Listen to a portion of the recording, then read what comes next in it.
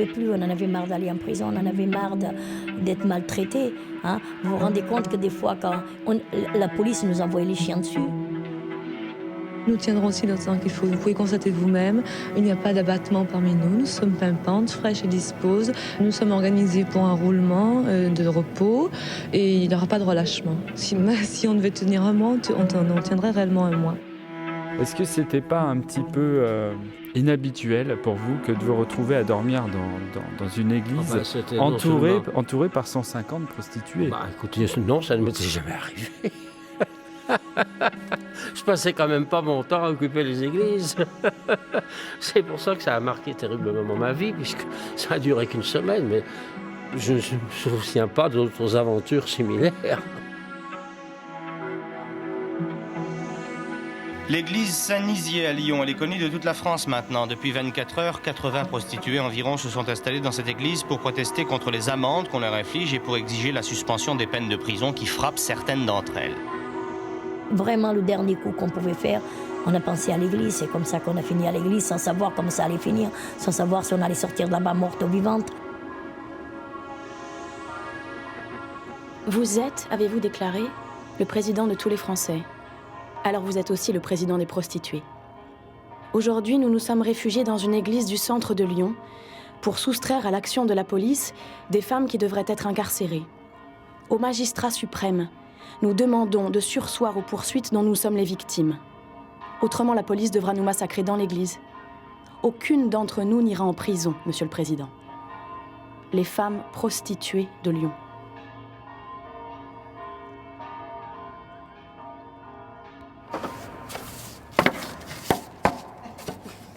La révolte de prostituées.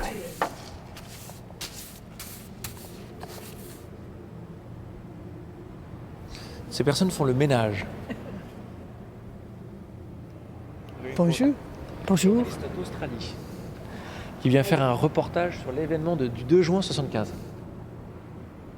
Ah, c'était les prostituées? Vous saviez que c'était le 2 juin 75? Non, mais je savais que c'était en 75. Chantal, vous n'êtes même pas lyonnaise. Non, j'étais à Vous êtes Paris à ce lyonnaise? moment-là. Non, pas du tout, pas du tout. Marion, Non. qu'est-ce qui s'est passé le 2 juin 75? Je sais pas. They don't remember? They don't remember? They don't know. They don't know. Only one person. Would they be? And she's not from Lyon. Ah, would they be interested in knowing? Elle voudrait savoir si ça vous intéresserait de savoir ce qui s'est passé ou comment ça s'est passé. Moi, je n'étais pas à Lyon, je n'étais pas arrivée à Lyon. Nous sommes arrivés qu'en 81. Elle s'appelait Hula, la meneuse. Alors, elles ont... je sais pas, elles ont été logées dans l'église? Dans les deux nefs, mais plus que les deux nefs parce qu'elles étaient 150. Hein. 150, c'était un tour de force. C'est pour ça que c'est connu dans le monde entier. C'est la seule fois dans le monde où un mouvement de prostituées, des femmes se sont réunies comme ça. Je le savais, oui, on en avait parlé. Elles étaient venues se réfugier à Saint-Nizier. Oui, je m'en souviens maintenant. Je ne savais pas quand c'était, mais j'en ai entendu parler. On peut penser à Marie-Madeleine, justement, donc c'est un très bon exemple. Le Christ, Marie-Madeleine, c'est l'apôtre préféré du Christ, en femme. Alors, il faut suivre, elles sont restées combien de temps? Je ne sais plus. Combien de temps? 10 jours, dans l'église. 10 jours.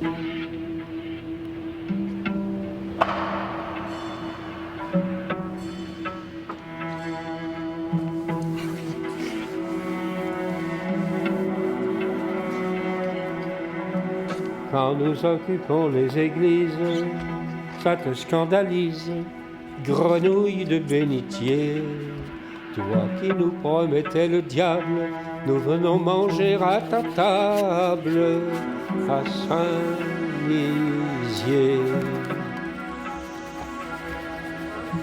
Lundi 2 juin. À 7h du matin, la police attend sur le pied de guerre face à l'église Saint-Bonaventure. À pied, en voiture radio, en civil comme en uniforme, aucun membre de la corporation ne manque à la fête. Petit matin de juin, frisquet. Ils ont bien dû se geler en nous attendant pendant 2 heures. Mais ce n'est pas moi qui les plaindrai. En tout cas, nous sommes à Saint-Nizier. Il y avait eu une rencontre le samedi soir, Père Louis Blanc. qui avait précédé le dimanche, et où Hula et d'autres avait dit, oh oui, mais alors il paraît que c'est pas très sûr Saint-Bonaventure, est-ce qu'il faudrait pas plutôt aller à Saint-Nizier? Hein? Voilà. Bon.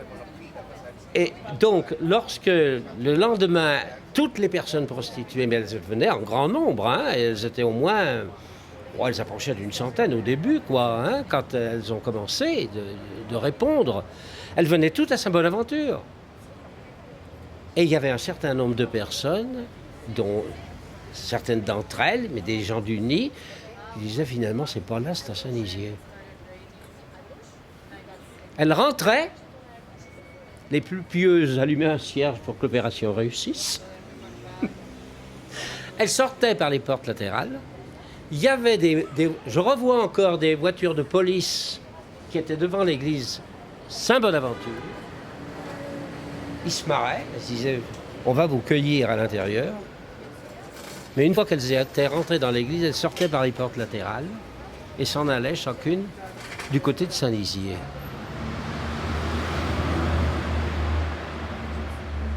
Une foule de curieux stationne aussi sur la place.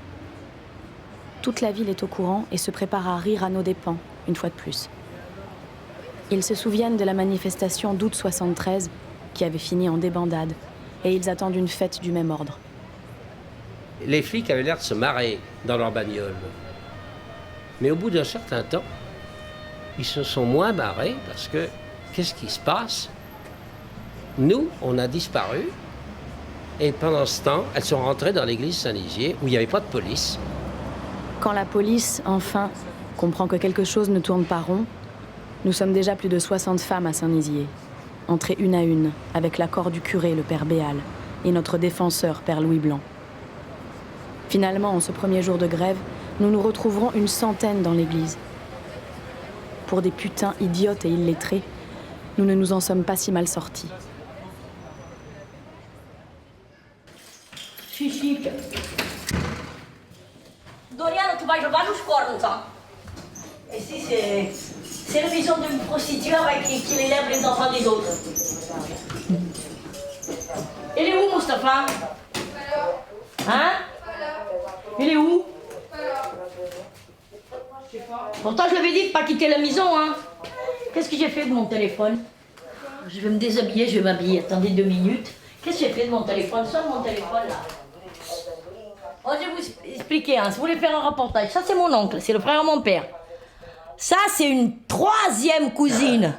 Que ses parents, ils ont immigré ici maintenant, qu'ils n'avaient personne pour la garder, c'est nous qu'on la garde. Alors, voyez un peu déjà. Voilà, c'est déjà ça la vie, Maria. Maintenant, je vais quitter ça et je reviens. Va chercher Alexandre.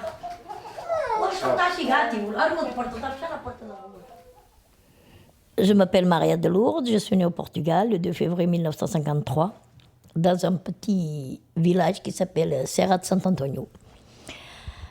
Voilà qu'à 14 ans, mes parents ils m'ont mariée. Voilà le résultat, ce qui est sorti. Une petite fille qui est née sur des muettes. À 16 ans et demi, je l'ai quittée. Je suis retournée en France rejoindre mes parents, qui étaient là avec mes 2 petites sœurs, donc Marie et Dolores. Et voilà, je suis arrivée ici. Le travail à l'époque a été facile, bien sûr. J'étais femme de ménage. Je gagnais 400 francs par mois. Maman me prenait les 400 francs par mois parce qu'il fallait garder ma petite fille. Dans tout ça, après, j'ai fait quelques connaissances où j'ai connu une Portugaise que sa copine, elle se prostituait. Et voilà, donc dans ça, j'ai commencé à me prostituer pour gagner plus d'argent et pour pouvoir mieux m'occuper de ma fille. Tout ça, ça n'a pas duré longtemps, bien entendu. À l'époque, j'ai commencé à me prostituer, il y avait les hôtels d'ouvert. Donc j'ai commencé à travailler en hôtel. J'avais 18 ans. Et en 75, voilà que les hôtels, ils ont fermé. Et voilà, le début de ma prostitution, c'était ça. En 75, les hôtels, ils ont fermé, la bataille a commencé. On a commencé la bataille parce qu'il fallait payer nos loyers, il fallait s'occuper de nos enfants. On avait une bonne vie, d'un seul coup, on se trouvait sans rien. On se trouvait à la rue, désespérés. On a retrouvé des archives filmées. Alexis Caraco. Un documentaire qui a été fait à l'époque par une féministe, une femme qui était très engagée, et des archives aussi de la télévision. On en a retrouvé quelques-unes où on voit l'intérieur de l'église avec toutes les filles, comme vous étiez, dans des sacs de couchage, des choses comme ça. Et on a des interviews à l'intérieur de l'église de Ulla ou de Barbara. Je vous le montre.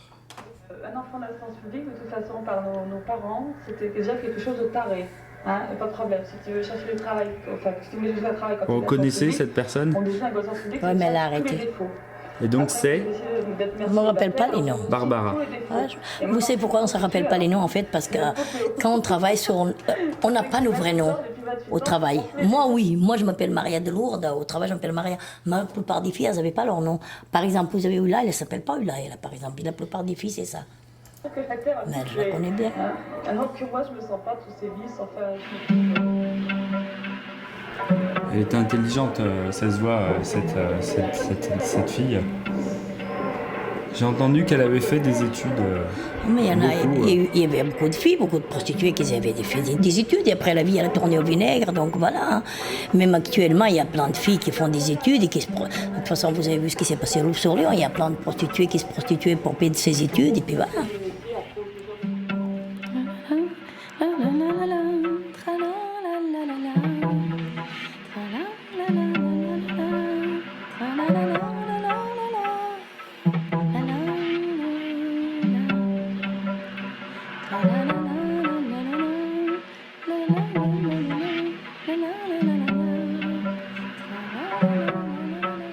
Ce qui a déclenché l'affaire, je vous dis, c'est une personne, je revois très bien, qui est condamnée à aller en prison Père Louis Blanc. parce qu'il y a récidive de sa présence sur le trottoir. Et alors, c'est ça qui a été déclencheur. Non, nous n'irons pas en prison. Les personnes prostituées étaient systématiquement verbalisées par la police. Verbalisées, sans arrêt, sans arrêt, sans arrêt. Prison, révolte. On me fit attendre une petite heure. Puis j'eus droit à mon premier interrogatoire. Nom, prénom, nom de bataille, âge, situation de famille, adresse. Depuis combien de temps t'adonnes-tu à la prostitution? Pourquoi? Pour le compte de qui? J'ai bien donné mon nom et un nom de bataille, le premier qui m'est venu à l'esprit. Barbara. Celui-là m'est resté. Mais pour le reste, les enfants, mon adresse, ça, je le gardais pour moi. J'étais une putain, maintenant. Une vraie. J'étais Barbara. J'avais pris le faux nom de déguisement de la prostituée professionnelle. J'avais désormais 2 vies. Le tapin et ma vie personnelle. Barbara la prostituée devait cacher son véritable prénom. Ni les flics, ni les autres femmes, ni les clients ne devaient le connaître. Ce fut ainsi pendant 3 ans.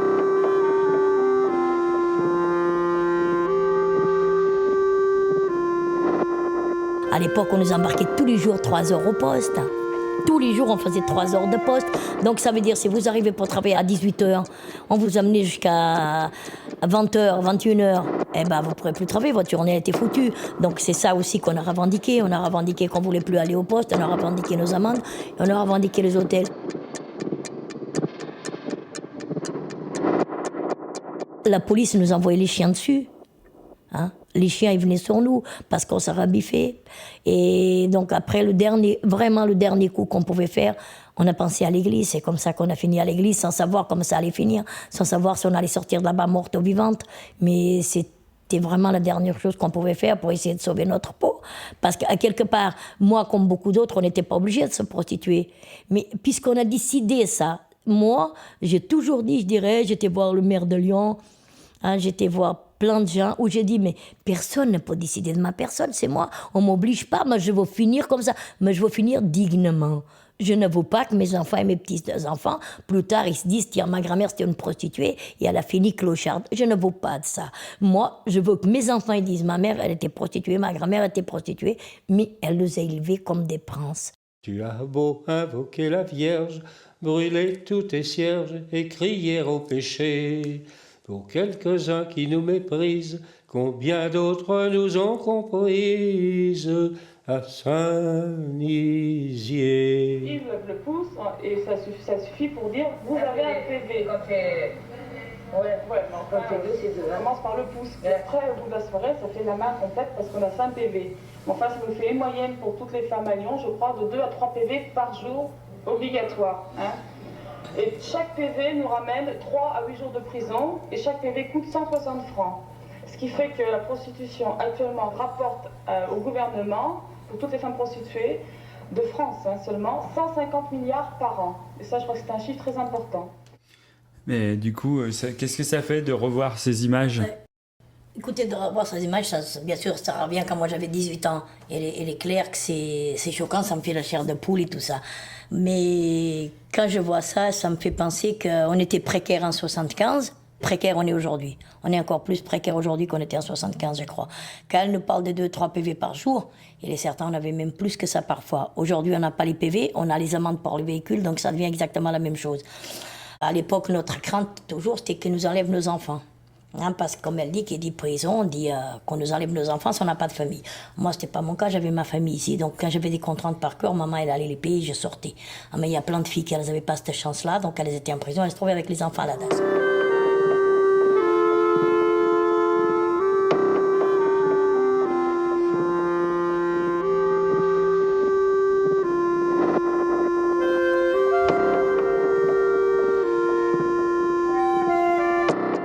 Durant des siècles de silence et d'intolérance, nous étions habitués à être traités comme des bêtes. Nous avons relevé la tête à Saint-Nizier. Quand on parle de police, ça me fait la chair de poule de la même façon. Pourquoi ? Parce qu'on a tous subi des pressions par la police. On donnait 500 francs par semaine pour ne pas être embêtés. Mais à l'époque, vous savez, ça passait de travers comme aujourd'hui. Quand c'est la police qui fait quelque chose, souvent c'est caché. Mais il est certain qu'on a beaucoup souffert avec la police. Et pour pouvoir travailler un peu tranquille, on donnait même les enveloppes toutes les semaines.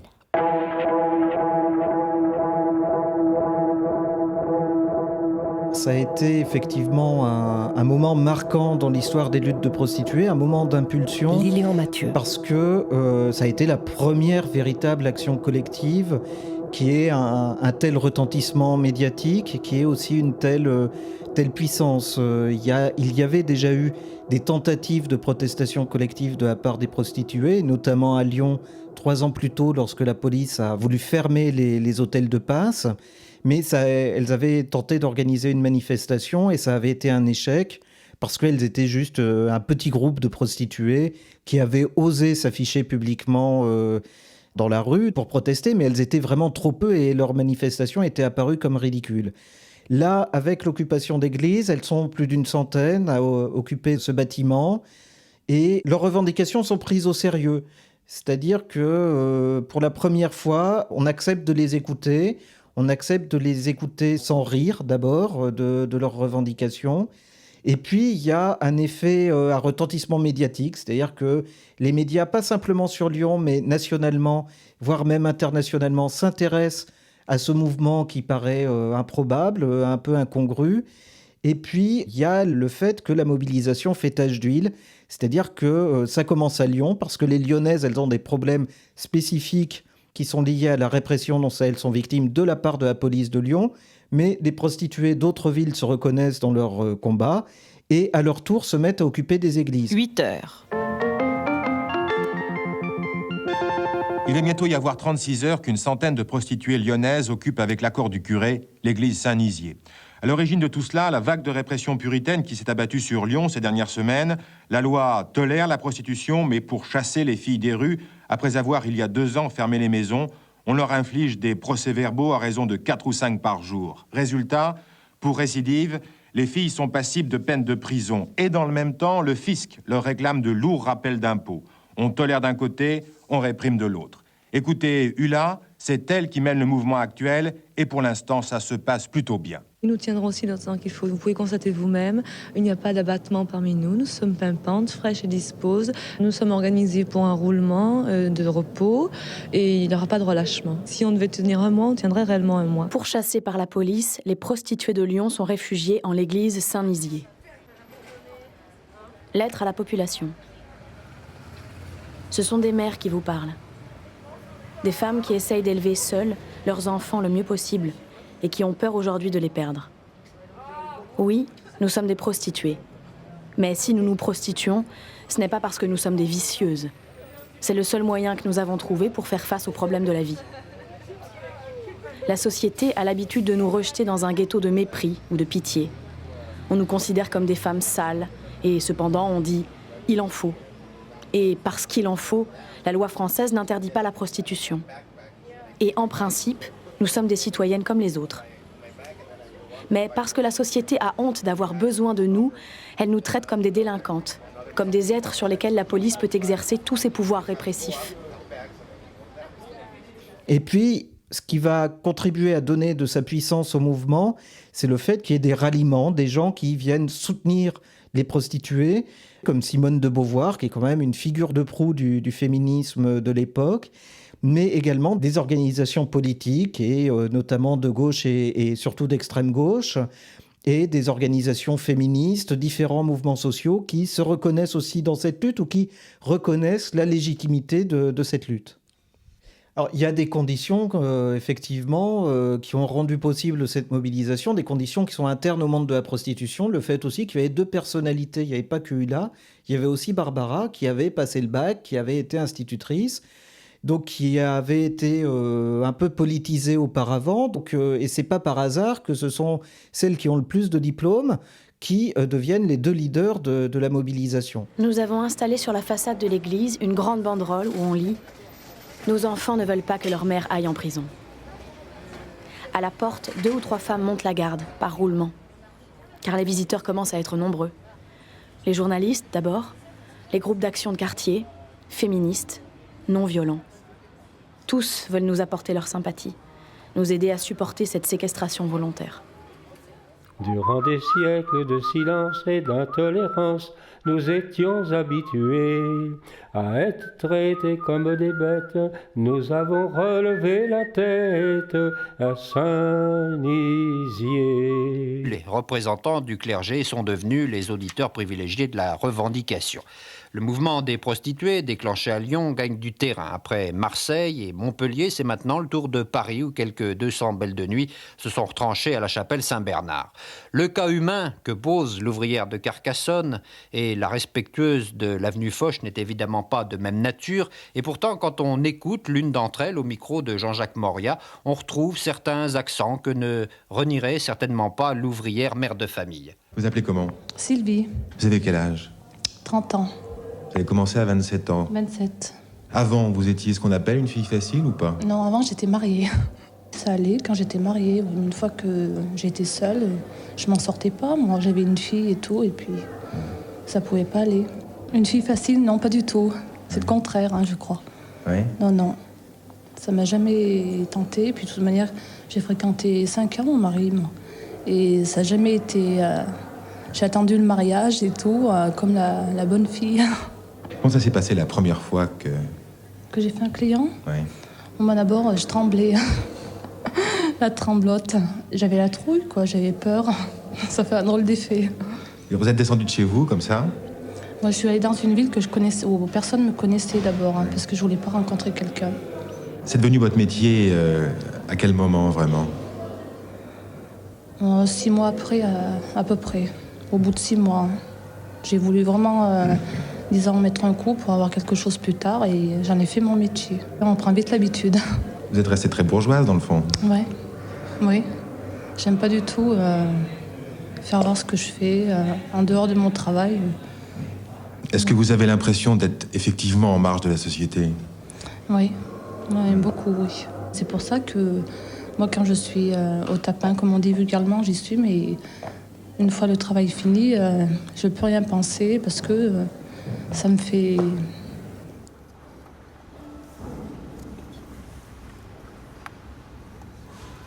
Vous vous réveillez le matin dans l'église, ça se passe comment? Si vous voulez, dans l'église, on ne dormait pas tout le temps. Vous voyez, donc on dormait un peu, que ce soit le jour, que ce soit la nuit. Hein. On dormait pas spécialement la nuit. Maria de Lourdes. Parce que nous, on avait l'habitude de travailler la nuit, donc on dormait plutôt la journée, nous. Et puis, de toute façon, on savait qu'il y avait les forces de l'ordre, qu'il y avait la police et tout dehors. On n'avait pas le cœur à dormir. Hein. Et puis, on avait laissé nos enfants dehors aussi. Hein. Il y avait beaucoup de mamans là-bas qui avaient laissé nos enfants dehors, donc on n'avait pas spécialement le cœur à dormir. On avait plutôt le cœur à penser quand c'est qu'on pouvait ressortir pour travailler. Avant même d'entrer à Saint-Nizier, nous avons déclaré aux représentants de la presse que nous ferions appel à Madame Françoise Giroud, secrétaire d'État à la condition féminine, pour lui exposer nos problèmes. La réponse ne s'est pas fait attendre.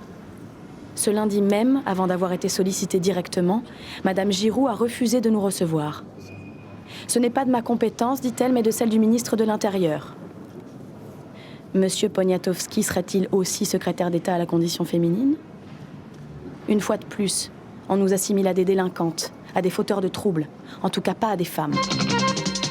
Les prostituées ont fait appel à de nombreux ministres et même, vous le savez, au président de la République. Elles ont demandé à un moment l'arbitrage de François Giroux, secrétaire d'État à la condition féminine. Et pour François Giroux, tout cela n'est pas de son ressort, mais de celui du ministre de l'Intérieur.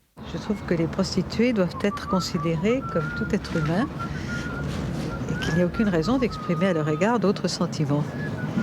Cela dit, les prostituées s'insurgent contre la répression.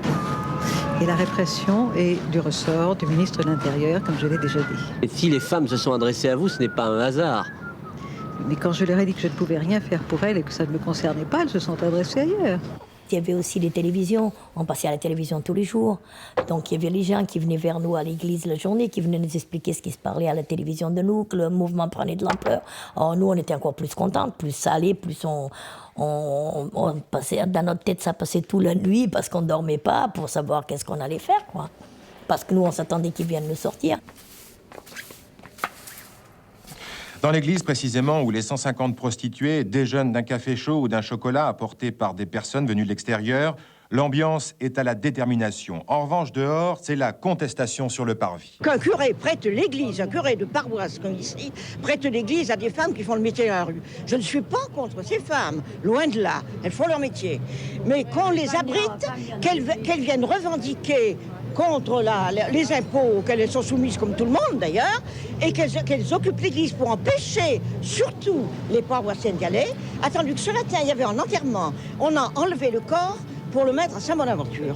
Et les parents, les amis qui sont venus ont vu la porte fermée. Et moi, je ne peux même pas rentrer faire ma prière. Qu'est-ce que vous pensez, voilà? Moi, j'y trouve idiot. Moi, c'est plus idiot. Ça, j'y trouve anormal, déplacé. Il a dit hier le curé... Qu'est-ce que vous pensez, monsieur? Je trouve pas du tout déplacé, je trouve triste, oui, mais pas déplacé du tout. Qu'est-ce qui est triste? Mais qu'elles sont obligées de venir là pour pas aller en prison? Les filles, elles ont un problème et c'est pas en les mettant en prison qu'on les résoudrait, quoi. Je pense qu'il faut des femmes comme ça. Bon. Mais il faut comprendre les hommes. Les hommes qui n'ont pas de femmes, il faut comprendre. C'est tous des hommes mariés qui viennent.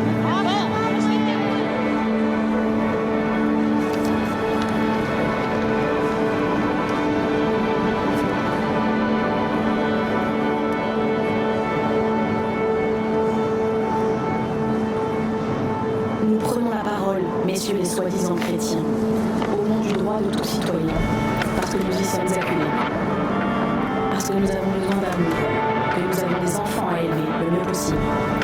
Et nous allons dans les églises comme tout chrétien, non pour nous en glorifier, mais pour demander à Dieu de nous aider, de nous aimer, comme il a aimé Marie-Madeleine.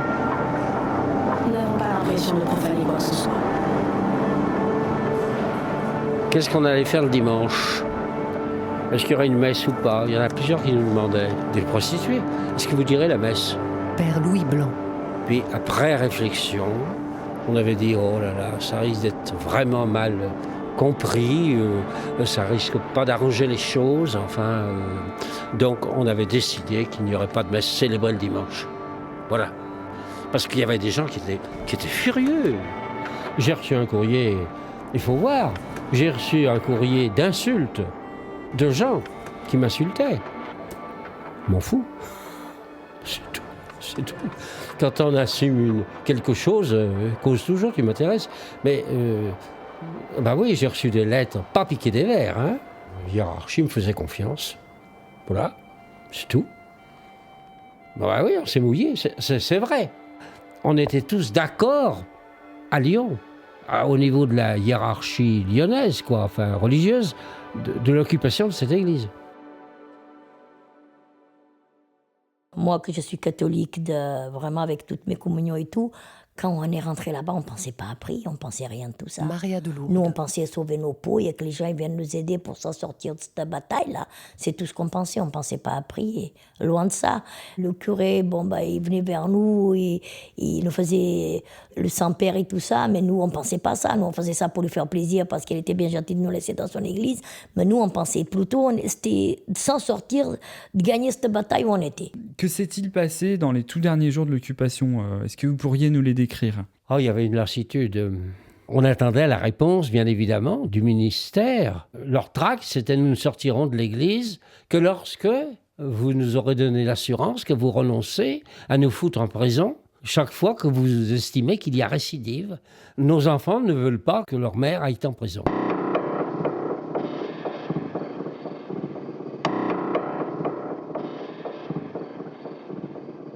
Mardi 10 juin. Nous avons sollicité tant de gens. Peut-être que l'un d'eux se décidera à bouger. En effet, quelqu'un va bouger. À partir de 5h du matin, le ministre de l'Intérieur déclenche une grande offensive policière pour nettoyer les églises. Commencer dans la répression. Ce mouvement devait finir dans la répression.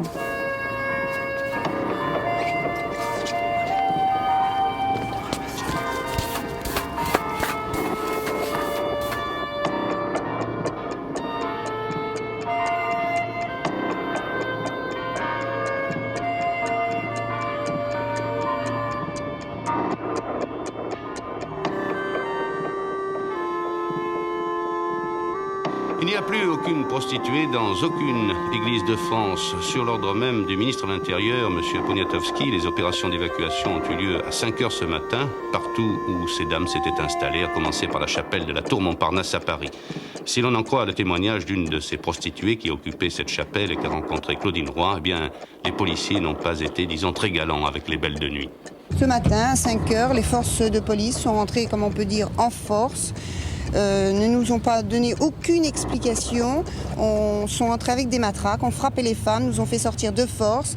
Et certaines femmes ont laissé leurs sacs, leurs papiers, leurs vêtements. On ne peut pas les récupérer, ils sont encore devant et interdisent tout accès. Vous étiez combien dans la chapelle ? Une bonne centaine. Certaines étaient parties se reposer ou tout du moins prendre une douche. Est-ce que vous avez prévenu le prêtre responsable de la paroisse ? Le prêtre responsable, nous lui avons téléphoné immédiatement et il a dit attendez un petit peu parce que si ça se fait ici, ça se fait sûrement dans toute la France. Ce qui a été constaté, toutes les églises sont évacuées par les forces de police. Et qu'est-ce que vous pensez faire maintenant ?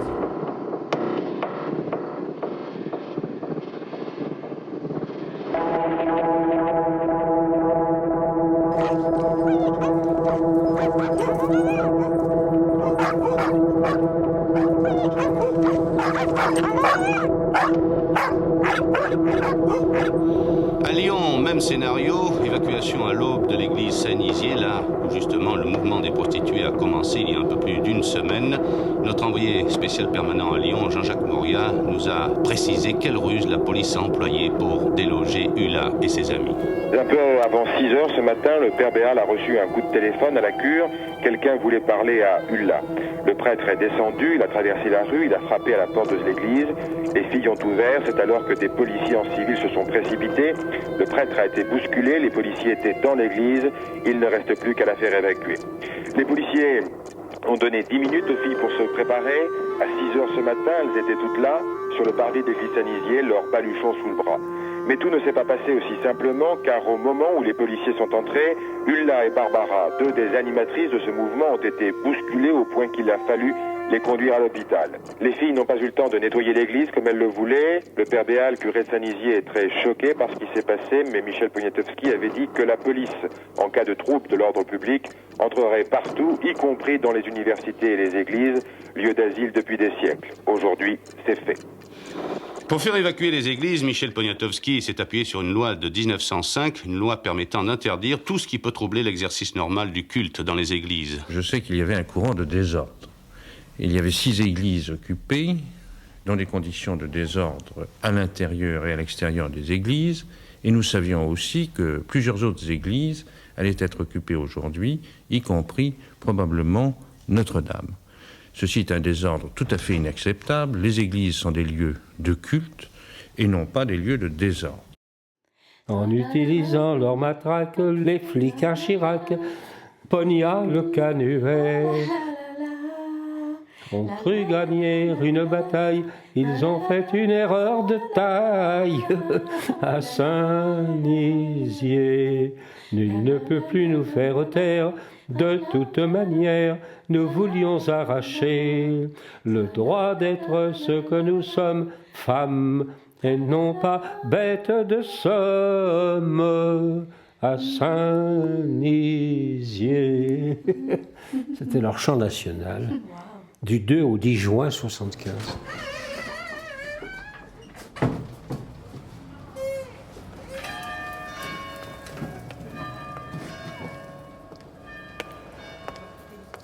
Et il y avait le commissaire qui s'appelait Laurent, le commissaire Laurent, il avait une superbe chevalière. Dans la bagarre, elle est tombée, je me suis baissé, je l'ai ramassée dans ma poche. Et je l'ai toujours comme trophée de guerre. Père Louis Blanc.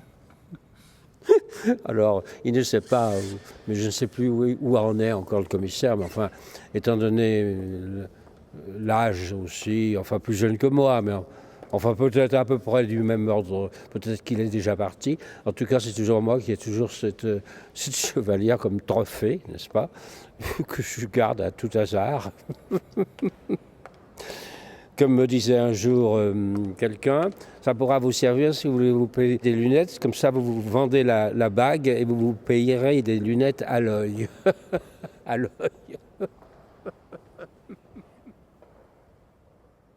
Le fourgon nous conduit au commissariat Molière. Un policier me dit « Et vous ne pleurez même pas ?» Pourquoi aurais-je pleuré ? Nous avions gagné la plus belle des batailles. Nous avions forcé les gens à prendre conscience de notre existence et nous avions évité la prison. Même l'intervention de la police a servi notre cause. Elle a permis d'admirer une fois de plus le courage des forces de l'ordre qui viennent à 120 hommes armés, une vingtaine de chiens et des bombes lacrymogènes pour jeter dehors une centaine de femmes endormies.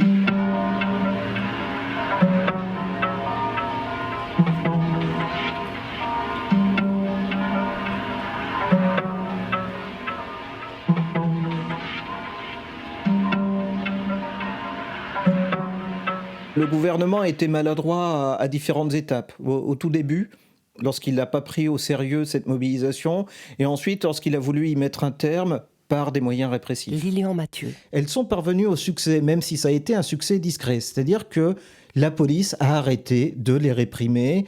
On a dû muter les policiers, les responsables policiers qui avaient décidé de cette répression, et donc leur situation au quotidien est devenue beaucoup plus favorable, est redevenue assez tranquille. On leur a flanqué la paix, je dirais, dans leur activité quotidienne. Aujourd'hui, avec le recul, je pense quand même qu'il a valu la peine.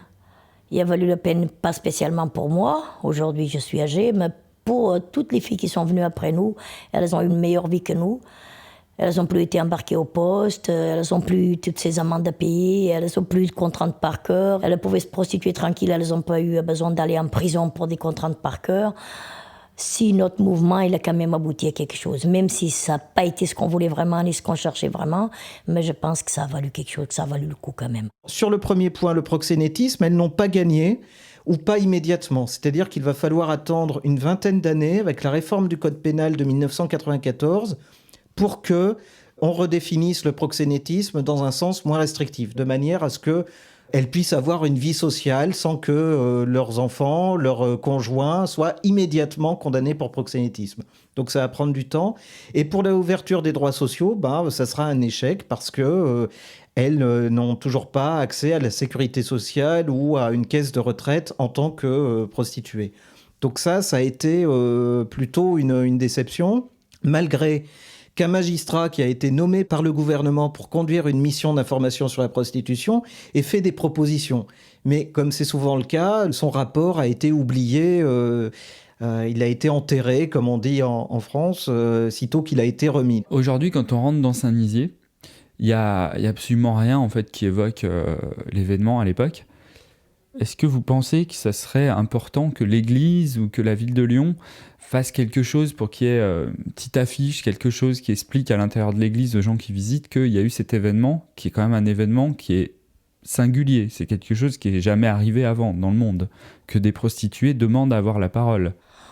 Quand vous voyez tout ce qu'il y a eu comme manifestation, ça serait important. Mais vous savez, les prostituées dans le monde, elles sont tellement mises à terre que je pense que ça n'arrivera jamais. Donc c'est un truc, ne même pas y penser. Hein. On est tellement plus bas que terre dans le monde entier, ils nous prennent tellement pour moins que rien que demander quelque chose qui puisse dire à l'église Saint-Nizier il y a eu un mouvement de la prostitution, ça n'arrivera jamais. Bien sûr que ça serait chouette, ça serait beau, ça serait pour les femmes, que ça serait bien, mais ça se fera jamais. Il ne faut même pas y penser. J'ai compris qu'on a fait notre mouvement, qu'il y a eu ça se suit dans le monde entier.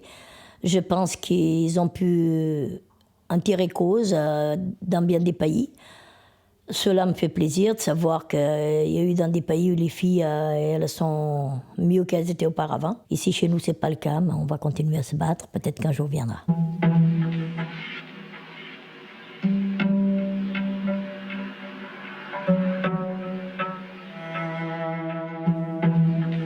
Il y a un clergé aujourd'hui qui, je voudrais pas trop abuser parce qu'il y a quand même beaucoup de générosité quand même, mais quand même, il y a une tendance.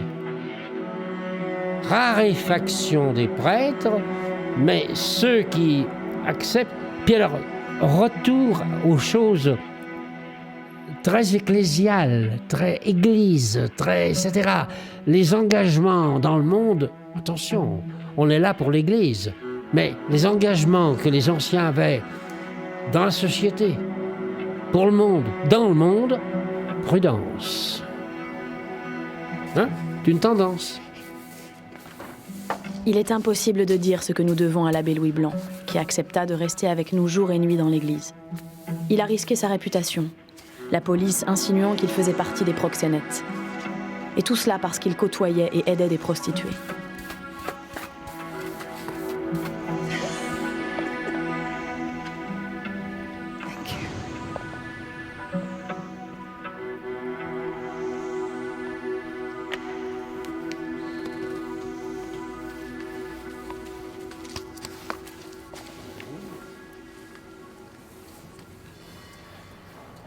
Voilà, bon, ben, ça fait donc une date anniversaire de juin, hein. Donc 1975. J'allais avoir 50 ans. Les années ont passé. Hein. Alors ici dans l'église, est-ce que vous vous souvenez où vous avez dormi? Ah oui, bien sûr. C'était une chapelle qui était réservée à Saint-Joseph. Il y en a bien une là. Ah ben voilà, c'est là-bas.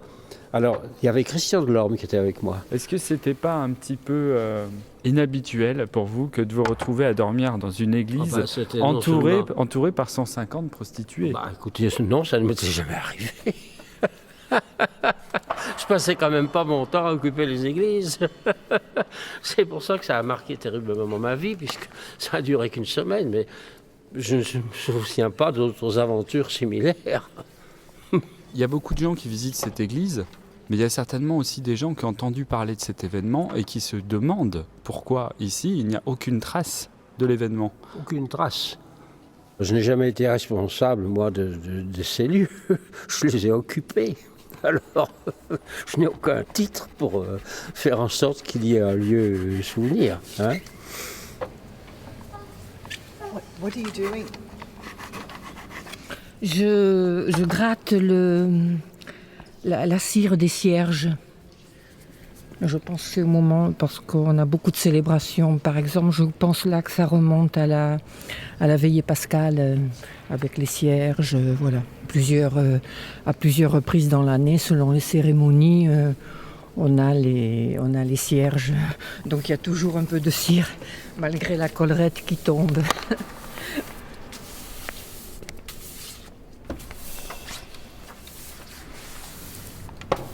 Alors moi je m'appelle le père Hugues Janson, curé de Saint-Nizier.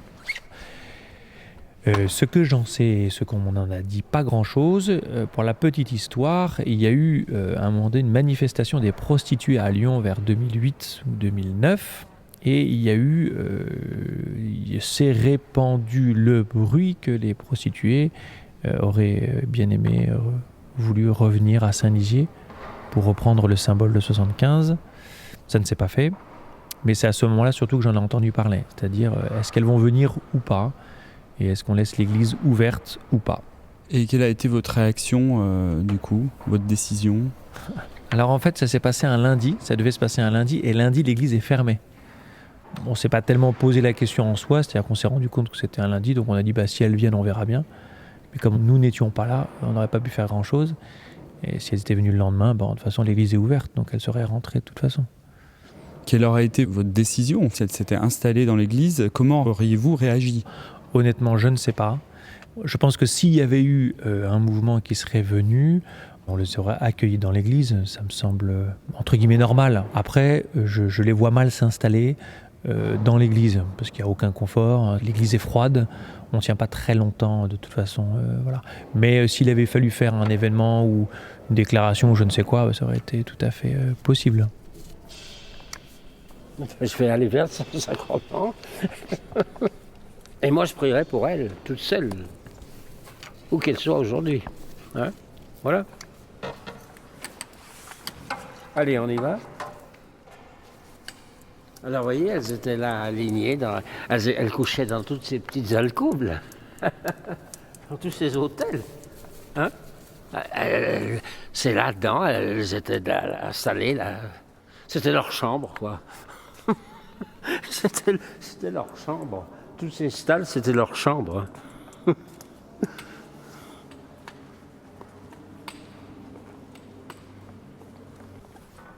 Et la chapelle Saint-Joseph, enfin là vous avez... Elle était de l'autre côté.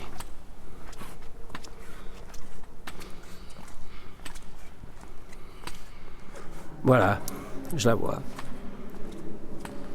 C'était là-bas que nous étions. Vous voyez, l'hôtel qui est là-bas. Voilà, c'était là. C'est là qu'avec Christian Delorme, ici même. Ça, c'était notre place réservée. C'est là qu'on a dormi 8 jours. Oui. Alors, vous savez, mon père, aujourd'hui, ce n'est plus la chapelle de Saint-Joseph. Je ne sais pas pourquoi, mais c'est la chapelle que nous appelons la chapelle de Sainte-Marie-Madeleine. Oh, bah alors ça, c'est formidable. Ah, ben quand même. Alors, vous vous rendez compte, si maintenant Saint-Joseph a cédé sa place à Sainte-Marie-Madeleine, c'est un événement. C'est un événement. Saint-Joseph est toujours dans l'église, mais à une autre place. Ben, je suis d'accord, mais chacun sa place. Hein. Mais dans l'endroit même où elles ont occupé l'église, c'est significatif quand même. Vous cherchez un lieu, une suggestion, un petit truc, c'est Jésus qui apparaît à Marie-Madeleine. Tout à fait. Et ben voilà.